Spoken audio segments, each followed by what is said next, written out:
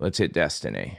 I've interacted with him once before today's interview on X, and we were supposed to be natural enemies, but it's just not. I don't operate like that. Predator and the prey. Yeah, it's like I don't operate like that. Yeah. But we're interviewing Destiny. Wait, the predator and the prey situation? No, nobody brought predator and prey into this. Who would be the predator in this situation? Are you implying Destiny is preying on you like he's a predator? They're just natural enemies was the point. Why would she even say that? Destiny today. And there's this thing where people genuinely hear his name and they either really like him or they really hate him.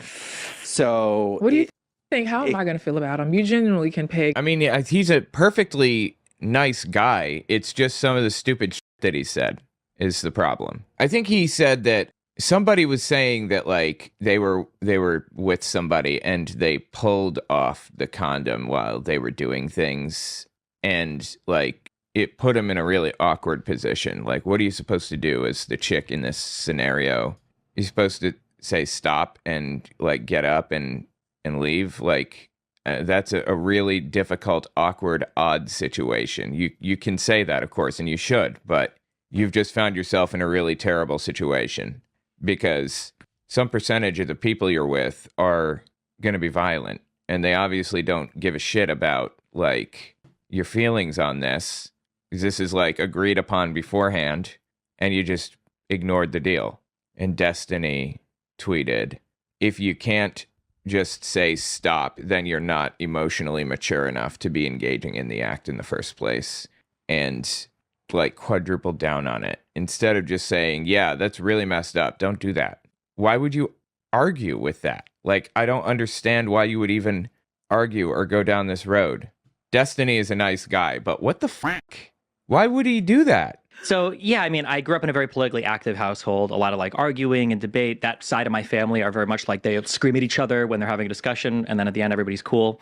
And then from 18 to 22, I guess, and earlier than that, I was very much like an online person. And the online chat rooms, everything are very, very, very brutal. Okay. Like horrible, terrible stuff that would, if those logs existed, half the people that used to exist back then would not exist online today. AOL type chat rooms? Way, way, way worse than that. Oh.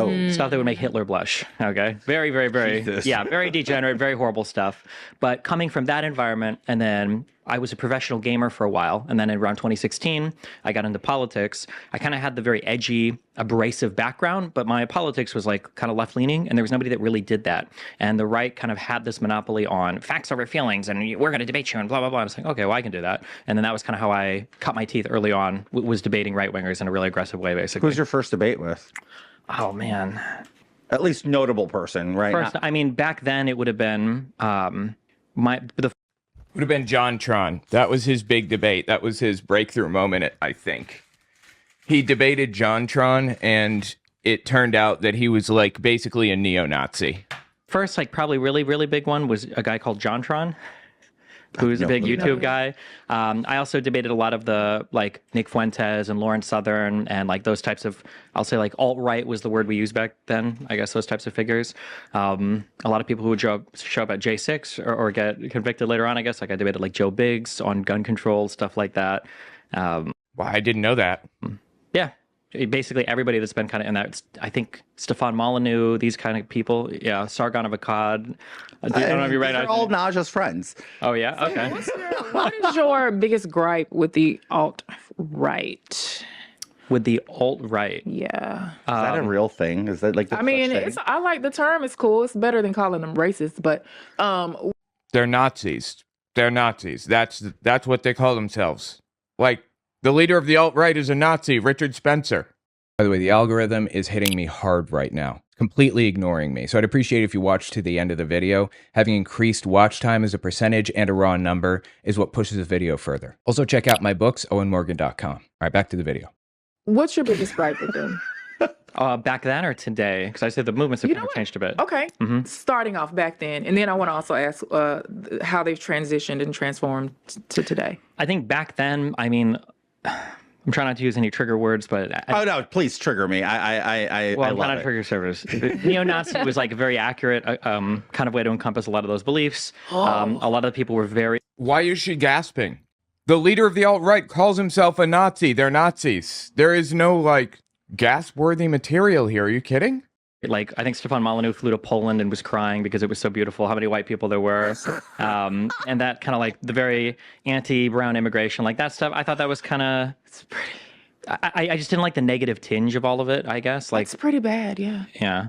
But I mean, not necessarily just because of the racism, but because I feel like the story that they told of America was just very sad. I thought that like everything had come from like white European people and nobody else made any contributions, and that just kind of bothered me. And then what about now?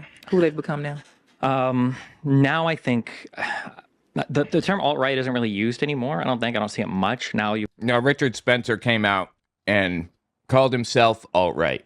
Originally, they didn't realize there was already an existing movement that was alt-right, and it was the Nazi movement.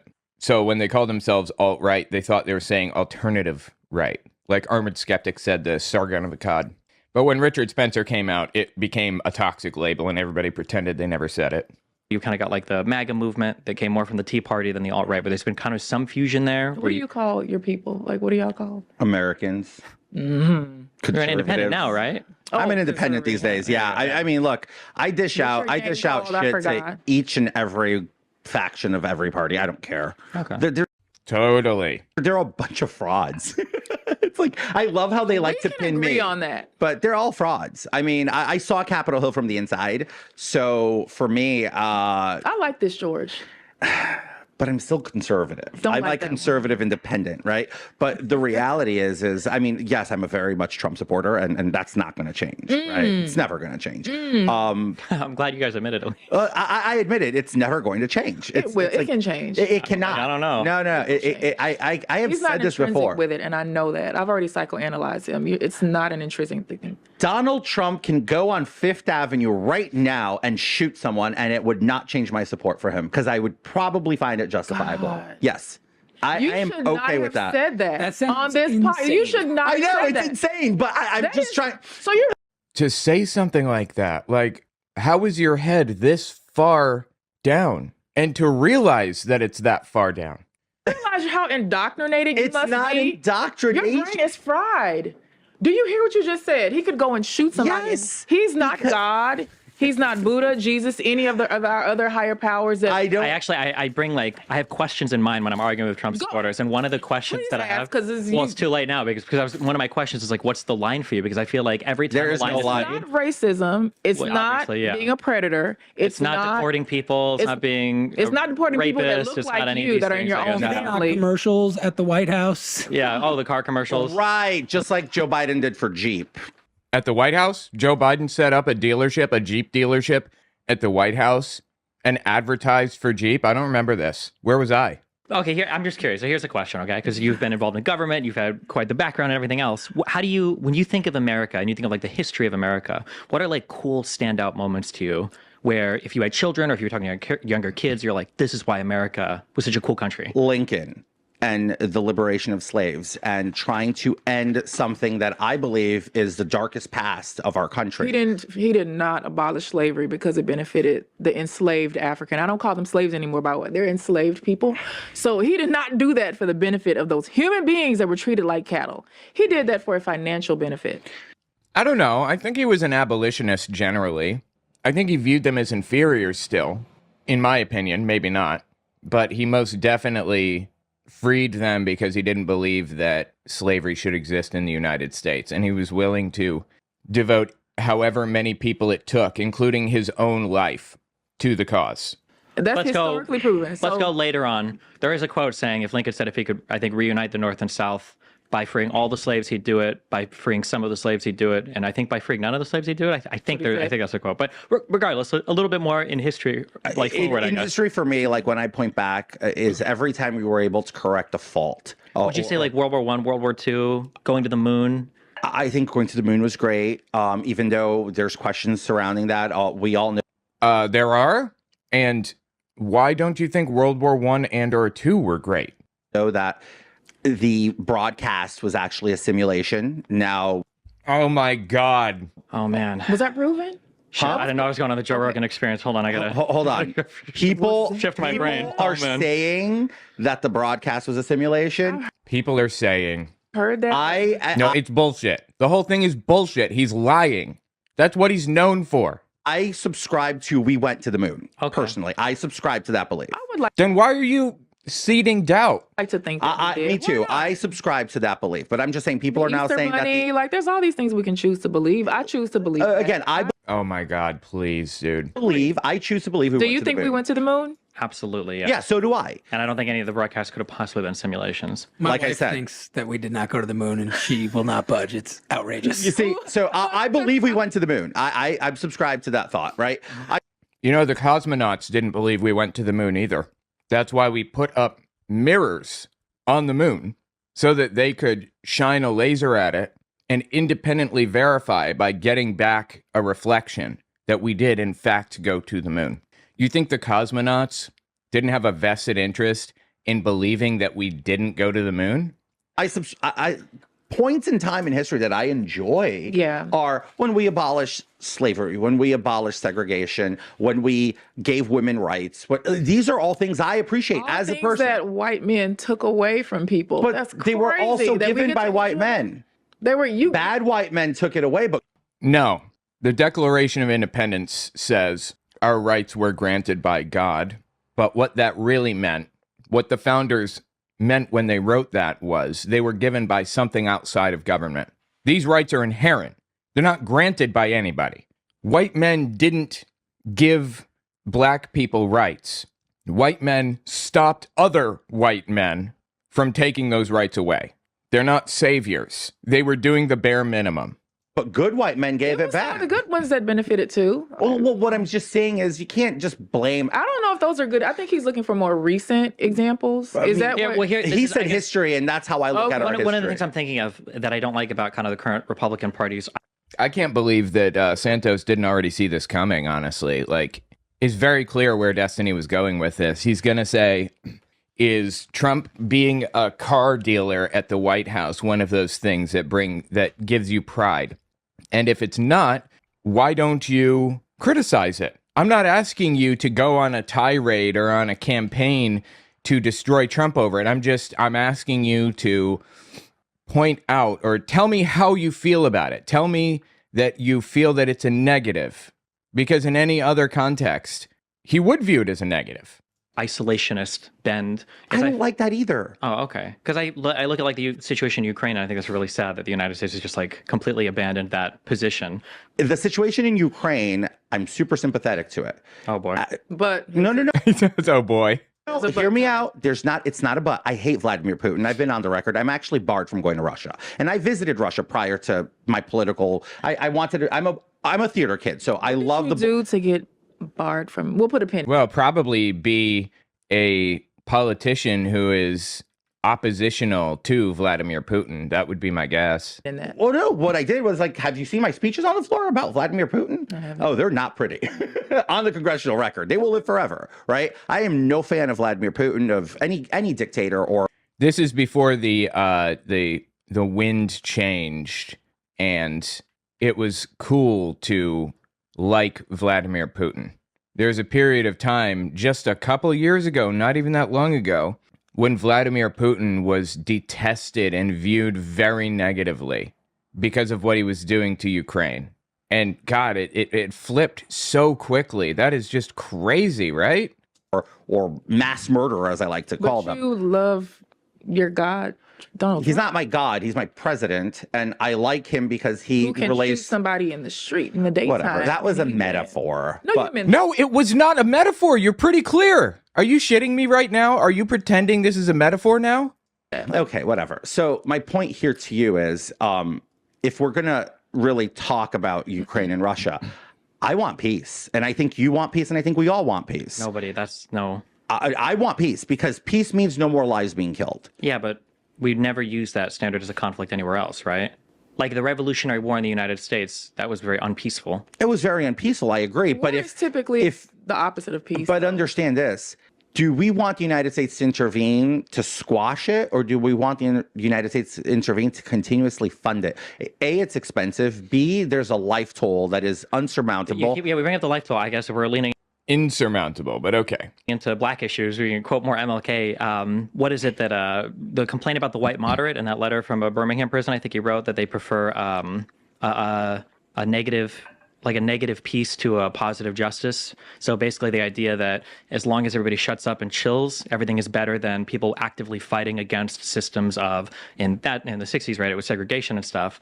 Honestly, people need to read more Martin Luther King Jr. because the dude said so much on point shit. It's so obvious. The stuff he says, the positions he holds, and he's really very articulate. And I feel like we've forgotten the things that he's said as a society. Like it's fallen to the wayside. He's really, really awesome, actually. We don't want peace. We want justice. Everybody says they want peace in Ukraine. I don't want peace. I want justice. I want Ukraine to own their territory. And Putin is the one that's holding up both peace and justice. So I don't want to hear it.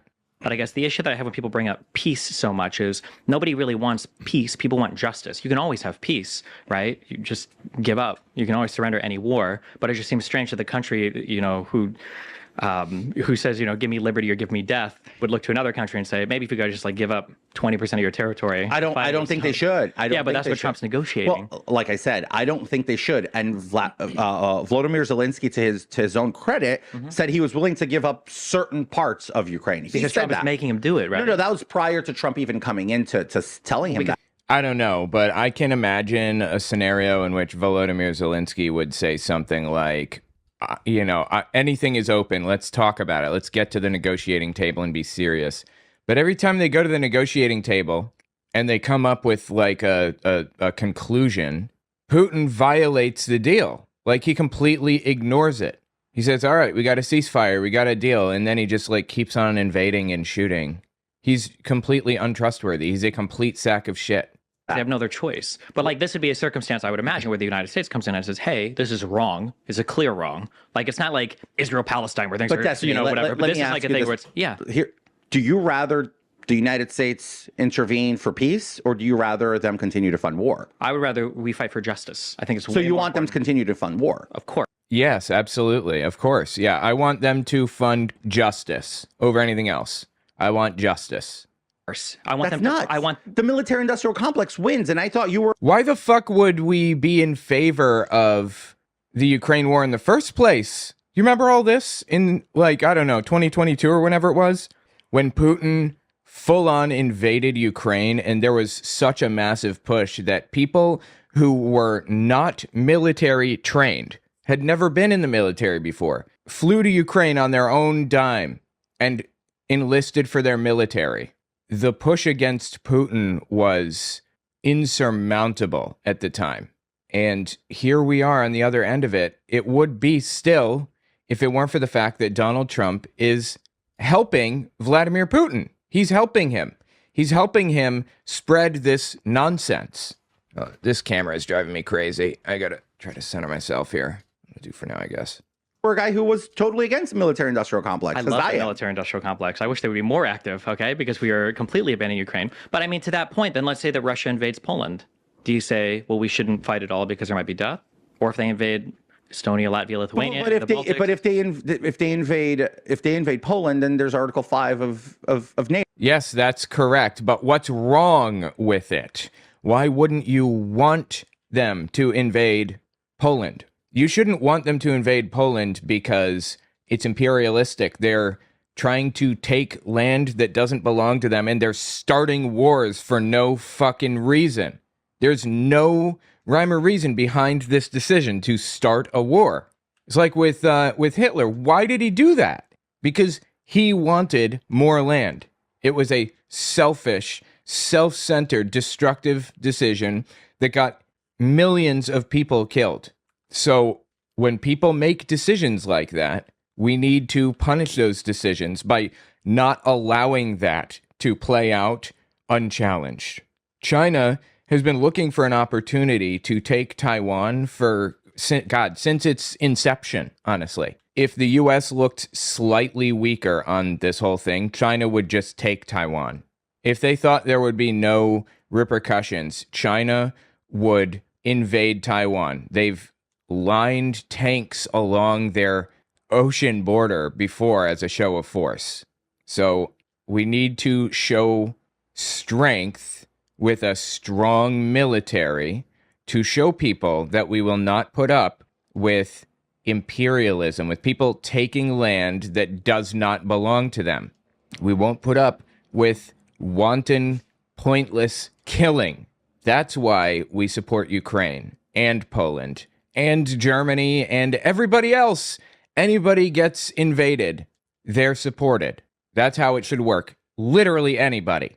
So anyway, I don't want boots on the ground. I don't want to like put tons and tons and tons of money into it. In fact, I don't want to put any money into it. But it's an obligation, a moral obligation to make sure that this doesn't happen elsewhere, basically. Anyway. NATO. So there's still going to be death involved. Well, right? I understand, but then there's a whole Article alliance. 5 is more important than death? Or? It's not that Article 5. We have a moral obligation, just like they had a moral obligation to come to our aid after 9/11. So when we're talking Poland, it's a different story. We don't have any moral obligation to Ukraine? We don't. There's a very clear bad guy, a very clear good guy. In your opinion, what's the solution?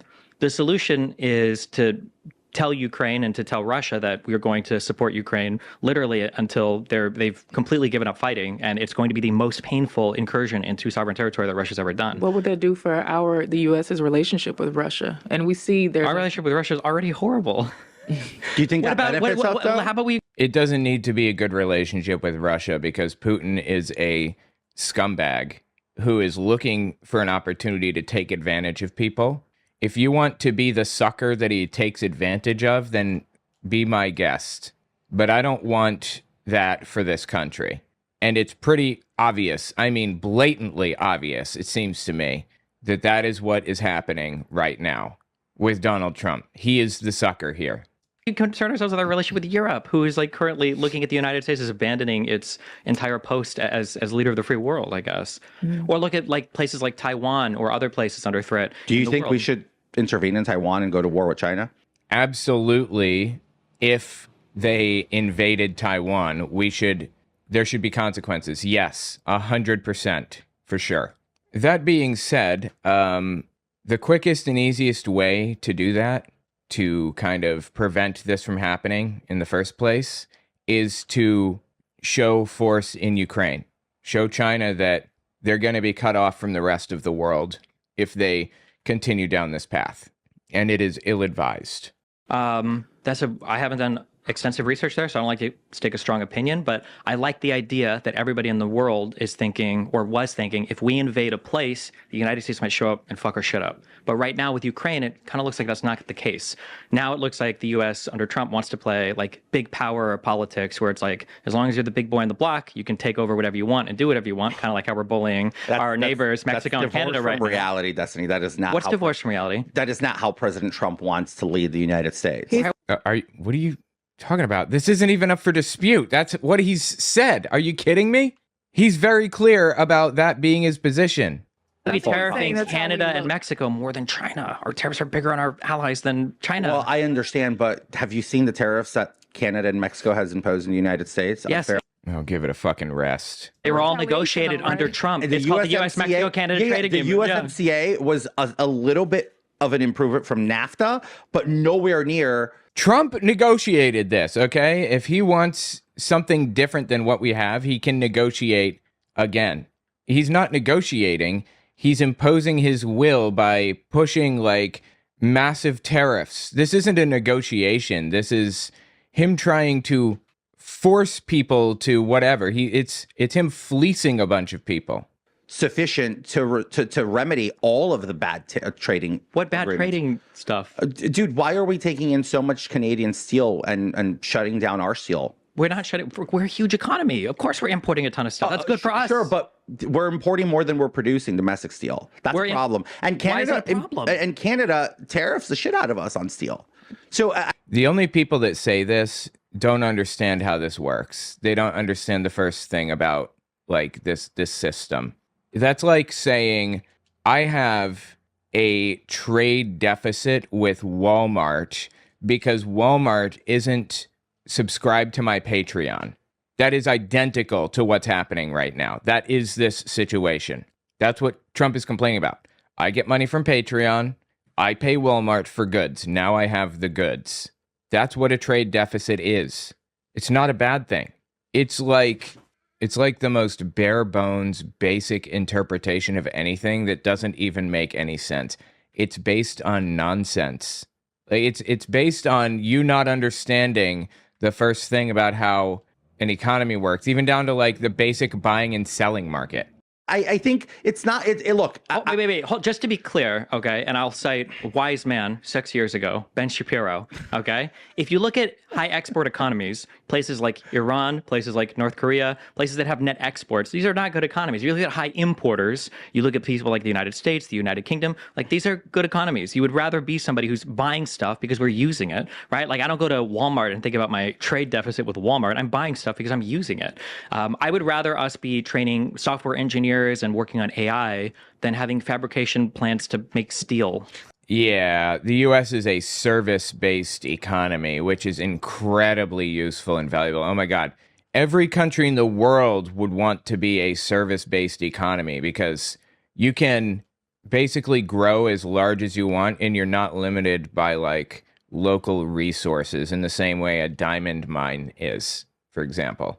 Like you can only mine so many diamonds from that mine, right? Or so much lithium. But all you have to do is convince people to use your product in a service-based economy. Like convince them to use YouTube, advertise, convince them to use Twitter or to buy your software engineering project or services. Buy your software generally. It couldn't be a better situation. It's just so fucking stupid and vapid and empty. Like they haven't thought about this for a single second. It's an embarrassment. So look, all right, we're not gonna do that. Since you brought up Ben Shapiro, I actually wanted to ask you a very interesting question. Do you rather moderate a debate between Ben Shapiro and Hassan, or be trapped in an elevator with Jordan Peterson while he explains the food pyramid to you? That's funny. I like that actually. Well, he explains the food pyramid to you. Food pyramid, by the by, is pseudoscience, effectively. Is the food pyramid outdated? We'll go with that. Yes, the USDA's food guide pyramid has been replaced by My Plate, a similar and more intuitive visual guide to healthy eating that focuses on portion sizes and emphasizes fruits, vegetables, and whole grains. The food pyramid was never accurate. It's not that it's outdated. It was trash when it was created, and it's trash now. Am I allowed to argue with Jordan Peterson? You're trapped, and he's explaining you the Can food I argue pyramid. about it with No. him? Then I moderate the debate, I guess. Oh, really? Yeah. You'd rather moderate that debate? It depends on the elevator. If I have anything to kill myself with, then maybe I would go with the elevator. But otherwise, I think I'm moderating the debate, yeah. Okay, cool. I mean, I think Ben Shapiro and Hassan should take that offer up. And I think, guys, you should let Destiny moderate a debate between you guys. I think that would. Well, that's interesting. Well, Hassan is very in favor of Palestine, and Ben Shapiro is very in favor of Israel. Although it kind of feels like Shapiro is like, I don't know, what's the word I'm looking for here? It kind of feels like Shapiro is completely invested in Israel in a way that is just grotesque and evil, and they could do no wrong is really the issue, disturbingly. And Destiny is also pro-Israel, bizarrely. I mean, at least his position is well thought out. It's not correct, but it's something that he arrived to through, honest reasoning. Would be gold. Okay, but if you could argue with Peterson, like what would your argument be? I don't know, man. We had one debate and it was a disaster. I mean, like in my mind, I feel like conservatives are just completely divorced from reality. So, Well, I mean, and I feel like you're completely divorced from reality. I know the difference is that I have all the facts on my side, but Okay. I don't know. It would be Yeah, absolutely. Destiny has all the facts on his side. It's 100% true.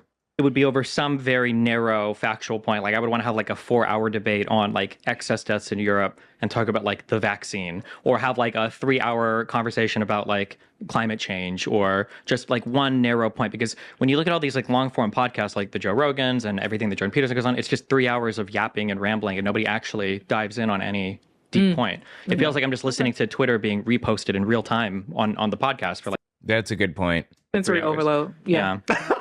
No, not sensory overload. It's just propagandistic trash nonstop. I love how you're saying like you're just dunking on X. You're on X though. like unwillingly.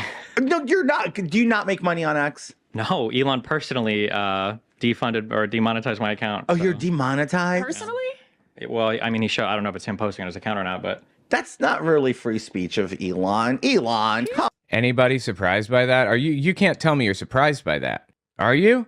come Not on. known to be a free speech type of dude, Yes, though. he He's is. anti. This well, they're is super second free guess- speech until they disagree with you, like how they're deporting all those Palestinian protester kids now, I guess, who are lawful permanent residents. But They're not lawful permanent residents. A lot of them are on visas. The Khalid, That's no. If they're on green cards, that's a lawful permanent resident, and they are permanent residents. And aside from that, I'm actually surprised to hear Destiny say this. He's been very pro-Israel in the past.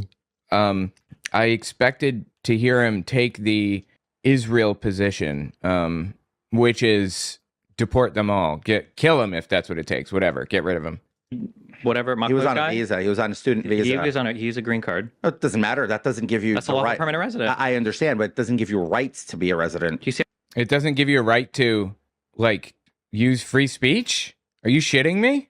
It doesn't matter. That doesn't give you That's a the lawful right. permanent resident. I understand, but it doesn't give you rights to be a resident. Do you see how Do you think quickly he you should have get? gotten deported? Huh? Do you think he should have gotten? Did he deserve After to be- inciting what he did here in He didn't incite anything. He was literally simply using his voice to espouse an opinion. That's it. Columbia University, yes.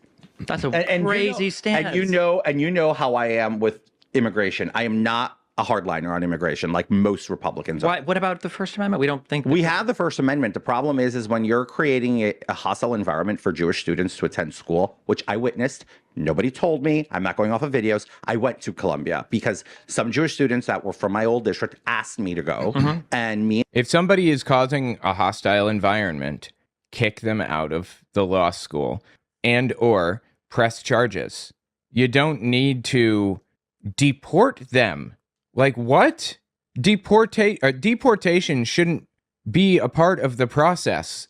It shouldn't be a punishment for speech that you're using. Like what the fuck? and a couple of friends went to do kind of escort them to class without creating too much of a fuss. Well, that was a mistake on my part because obviously I was going to draw the most irate. Obviously, he couldn't have possibly not known that that's what was going to happen, that he was going to draw a ton of attention when he did that. Yes. Reaction from the protesters. That being said, I still did my part once. I figured I'm not good for this, but I witnessed the hostility of them saying, you will not enter school. You will not go to class. Yeah, I think that's bad. Because you're, But so if that's people are bad. blocking you, you should charge him with crimes or something. Well, he was part of that problem. Was he charged with a crime? Well, no, because it's New York City, Oh, please. There was no crime to charge him with.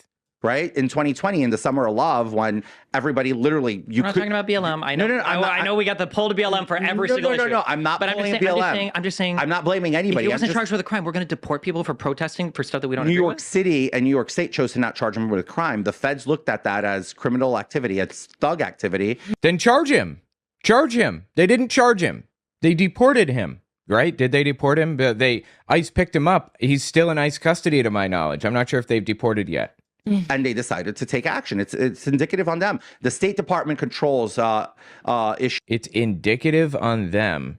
You're saying it indicates on them? What the fuck does that mean? It indicates on them? What do you mean by that? Issuances of green card, visas, and all of that. And the Secretary of State decided to revoke his green card. Do you And that support is Joe Biden's pardoning of his son, Hunter Biden? I do. It's his dad. Oh, okay. I would have. Okay, interesting. I don't think that. I wonder if Santos was one of the people that wouldn't shut his fucking mouth about that when it all went down. The Hunter Biden pardon or whatever. In my personal opinion, I think that Hunter Biden was very obviously being. He was the source of he was the victim of a propaganda campaign. I think that's clear as day. The whole laptop thing was very obviously Russian propaganda. I don't know how anybody could see it any differently if they look into it for 13 seconds. it was all complete trash. My only issue is that Biden isn't helping more people that are victims of political persecution or whatever. But, you know, he's one guy and he can only do so much. He did pardon a lot of people, and I'm okay with pardons. I like pardons most of the time when it's meant to set justice right. Insane. I disagree, like, politically, but I would have done the same. It's my kid. I'm not going to leave my kid. I know. No, this is insane. You need to do the morally right thing. If your kid did something wrong, then he shouldn't be pardoned, right? It's so hard to predict what his responses are going to be. I'm not going to. Maybe. The issue is that, like, the issue is that, like, if you, like, conservatives talk about the First Amendment so much that, like, if people are getting banned from Facebook or X, which are two platforms, I think Donald Trump sued, and he claimed that they violated his First Amendment right, which is ridiculous, but they settled anyway because he's friends with the CEOs. People will say that's a First Amendment violation. Wait, is he friends with Mark Zuckerberg now? Yeah, of course. They all showed up and donated money to his little thing, and Zuckerberg is on his whole His Trump little stock thing, up. I mean his inaugural fund? Yeah, that he had like the four richest men in the world, I think, standing behind him when he was doing his inauguration. But I'm just saying that when it comes to green card holders, now if the president declares somebody a terrorist group and you're protesting in support of them, you can be deported. You're out of here. You can have your green card revoked. That's insane. That's crazy. That sounds like a good way to suppress free speech, though. No. It is. You It is. should That would be a good way to suppress free speech, wouldn't it? Yeah. This happened literally in the city, the one city in this country that experienced an act of terror of insurmountable proportions, which was What act of terror are we referring to here? 9/11. You're going to Talking about New York City? tell me that people who are protesting and literally screaming Hamas talking points and flying the Hezbollah flag. I didn't see anybody flying the Hezbollah flag. Certainly not the guy that was arrested. But either way, it doesn't matter. Free speech. I have the right to burn the fucking flag if I want to, because that's free speech. What happened to words don't hurt anybody? What happened to, what about this? This is a MAGA rapper. They told me, be a man, boy, tough enough. Then they let women become men, they tricked me. They told me, speak your mind if you're brave enough. And I spoke up and I got canceled quickly. We were always too young and too nice, and now we're too old and too white. You're either too left or too right. Well, we're speaking our minds tonight. Dude is singing about being persecuted for speaking his mind. And you're telling me that conservatives are pro-free speech. That's what you're saying? That's the hill you're going to die on. Literally screaming Hamas talking points and flying the Hezbollah flag. They're literally canceling people for free speech. That is what this dude is crying about right now. And again, there's no evidence of any of that. What he's saying right now is completely fictitious. In New York City, that they have a free speech right to advocate for terror groups. They have a free speech right to advocate for positions. But giving aid and comfort to an enemy of the United States is a different situation, obviously. But that's not what's happening. In this city? I mean, come on. Ironically, I've talked about this on stream a couple times. The turning point in my life where I started to move from Republican slowly to libertarian and then over to liberal. You were a Republican at one point? My mom was Cuban. I was a hardcore. I wrote in my school newspaper defending the Iraq War and George Bush and everything else. You see, and I hated the Iraq War and I hate George Bush. One of the big turning points for me was 9/11 when I saw people in New York who were protesting against a mosque being built. And I was like, hold on. I don't think that's very American. I thought we were supposed to defend everybody's right to speak. What's that? I'll defend your right to speak even if I disagree. Yeah, that's attributed to Voltaire, but I don't think that was even said by him, who said, I'll defend your right to say it.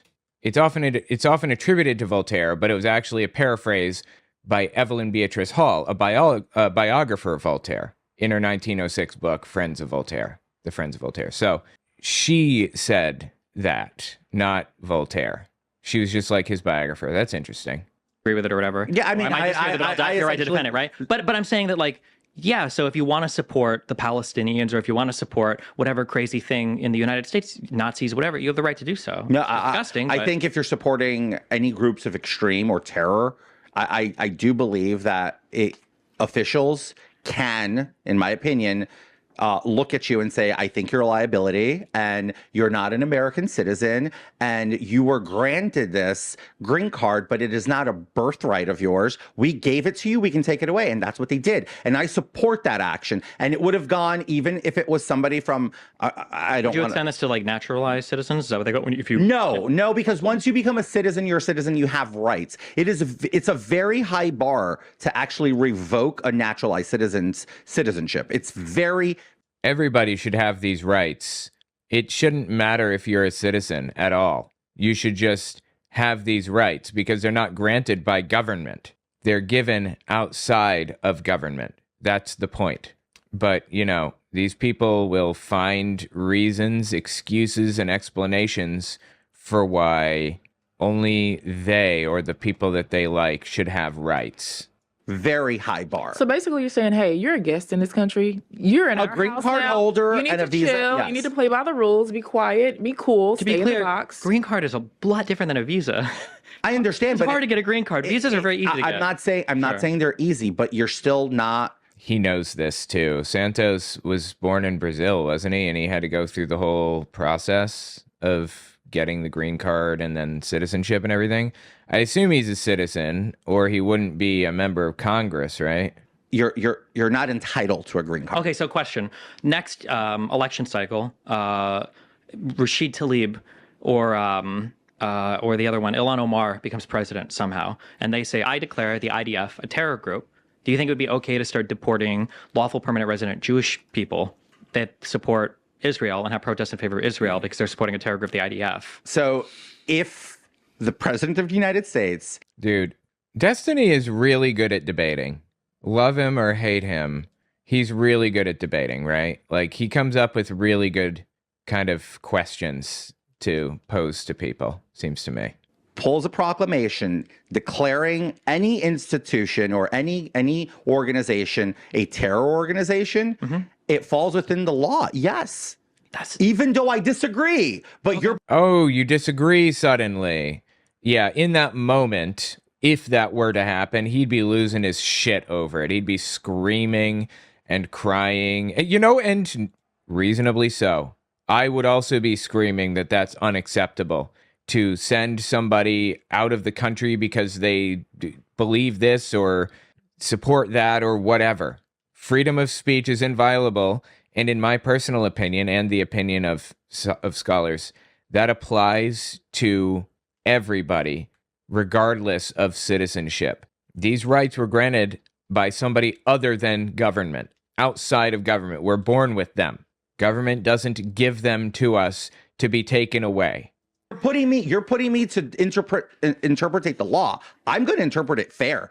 If the president of the United States turns around and says the IDF is a terror group, which I don't think anybody's going to do other than Rashida Tlaib, if there was anyone who would ever do it, or maybe AOC, I would challenge the designation. However, It is a terror group, the IDF. They're absolutely a terror group.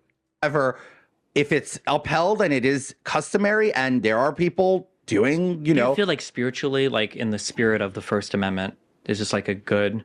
I don't think it's a good road to go down, but Okay. you can't compare the IDF to Hamas, though. I think you can. I don't think you can. The IDF is a military. Oh, it's super interesting to hear Destiny say this because he has been pro-Israel this whole time.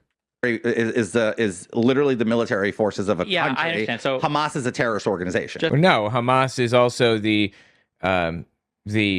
government of a country. Like, you can't selectively choose which governments you choose to be legitimate.